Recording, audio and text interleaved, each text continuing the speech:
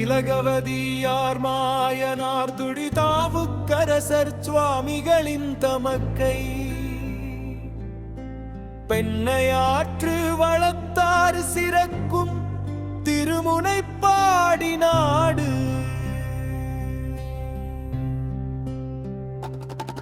திருநாவுக்கரசருமாலாளர் சுந்தரரும் பிறந்த ஊர் மேலும் சிறந்தது அந்நாடு திருவாமூரில் வேளாண் மரபில் குறுக்கையர்குடிலில் தோன்றிய புகழனார் மாதினியார் என்போருக்கு மகளாய் திலகவதி பிறந்தார். சிலர் ஆண்டுகள் தாண்டிய பின்னர் திருநாவுக்கரசர் பிறந்தார். மறு இல்லாத மதியாக வளர்ந்தார். மருள் நீக்கியர் பிறந்த பின் செய்யும் மங்களச் செயல்களை பெற்றோர் செய்தனர். குளவி பருவம் கடந்து பின்முடி இறக்கும் செயல்கள் நிகழ்த்தினார். பயிலும் பருவம் வரவே தக்க இடத்தில் கலையுமையில அனுப்பினர். முன்னை தொடர்பினால் கலைகளில் சிறப்பு மிக பெற்றார். வயது திலியத்தானது திலகவதியாருக்கு திருமணம் செய்ய எண்ணினர். பெற்றோர் தொழிலில் வல்லவரும் ஒத்த குடி பிறந்தவருமான கலிப்பகையாரது தமக்கு மதன் பேசத்தக்க பெரியோரை புகழ்நாரிடம் அனுப்பினர். புகழ்நாரிடம் கலிப்பகையாரும் திறமறிந்து அவருக்கு திலகவதியை திருமணம் செய்து தர ஒப்பினர். செய்தி அறிந்து கலிப்பகையாரும் களிப்புற்றார். இந்நிலையில் வடபுலத்தார் கொழுத்து வரவே தம் மன்னரின் ஆணைக்கிணங்க போரிடச் சென்றார். திருமண செயலுக்கு இதனால் தடை நேர்ந்தது. இரு பெரும் படையும்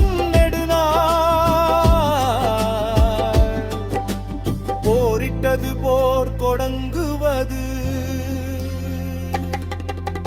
கலிப்பகையார் கடுமையாக பொறிந்தார். எனினும் அவர் உயிர் துறந்தார்.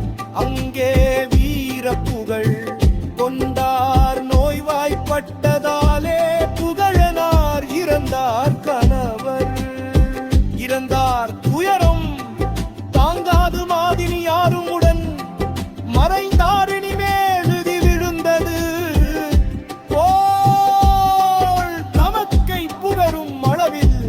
இருந்தார் துயரம் தாங்காது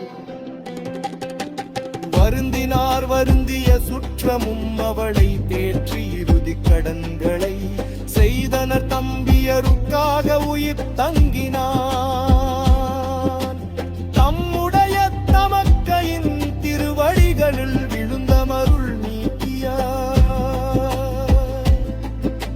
தந்தையும் தாயும் மறைந்த பின்னர் தமக்கு உண்மையாக வணங்கும் வழிவந்ததால் நான் உயிர் தங்கி உள்ளே நீரும் மாயுவதாயின் உனக்கு முன்பு நான் மாய்வெளி எனக் கூறினார். தம்பியார் வாழ வேண்டும் என்று அருள் நோக்கால் மாயும் எண்ணம் விடுத்தார். திலகவதியார் நன்மங்கல பொன்வாணி தாங்க முடியாது நிலையில் எப்புயர்க்கும் அருள் தங்கிடார். பெருமானிடம் வேண்டினார். திலகவதியார் இவரின் வேண்டுகோளுக்கிணங்க சிவனார் அவர் கனவில் தோன்றி நின் இளவல் உண்ணமே முனிவனாகி என்னை கவரைய தவமுற்றவன் அவனை சூளை தந்து ஆட்கொள்வோம் என நீ கவலை விடு என கூறி மறைந்தார்.